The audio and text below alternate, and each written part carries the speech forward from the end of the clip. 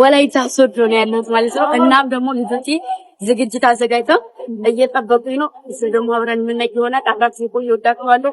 ስለገባው ደስ ብሎኛል። አገራችሁ ታምራለሁ።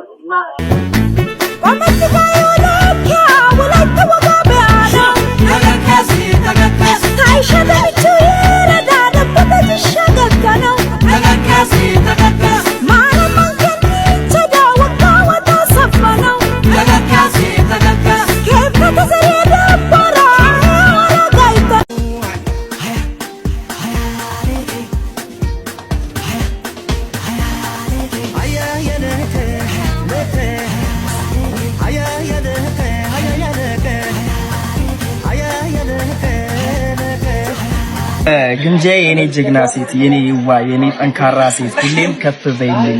እኛ የወላይታ ልጆች በጣም እንወድሻለን፣ ሁሌም ከጎንሽ ነን። ፈጣሪ ከፍታሽን ያሳየን። እንኳን ደህና መጣችሁ፣ እንወዳችኋለን።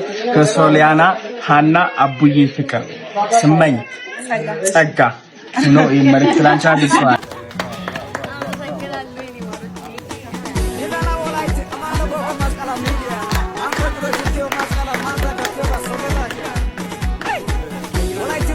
ይለበስ አሁን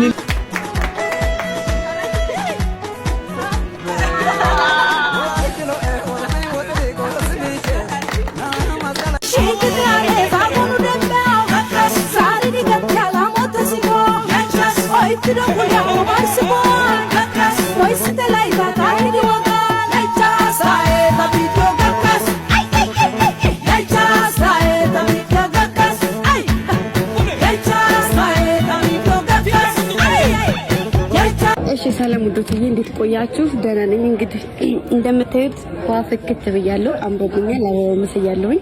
ይሄም ደግሞ የሆነው በልጆቼ በጣም በመወዳቸው በማከብራቸው ልጆቼ ነውና በጣም ነው የማመሰግነው። ካሰብኩት በላይ ናችሁ። በጣም ትለያላችሁ። እግዚአብሔርን በጣም ልዩ ክብር አሳይታችሁኛል። ወዳችኋለሁ። አመሰግናለሁኝ። ከፍ በሉልኝ።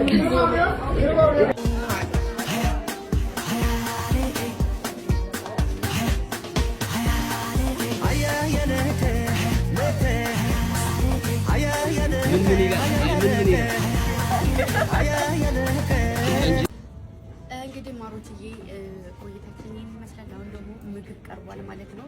ስለ ምግቡ ደግሞ እኔ ማወቅ ፈልጋለሁ። በተለይ የቀረበው ዳጣ ይባላል። የወላይታ ዳጣ ነው። ይሄ ደግሞ ቦዬ ነው የሚባለው። ለኔ ነው እንዴ? እኔ አጋምሽ ስለማለት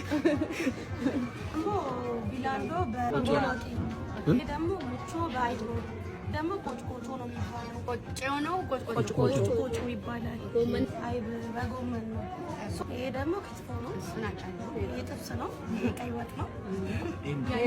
ይሄ ደግሞ ቅቤ ነው። ቅቤ በዚህ ነው የሚመጣው። ይሄ እና ይኸውላችሁ እንዴት አባቱ እንደሚያምር እንደዚህ ሞቂያ ነው የሚባለው። ሞቂያ ነው ሰው ታዲያ ደግሞ ማንኪያ አይነት ነው። ወደ እንትን ነው ከቀን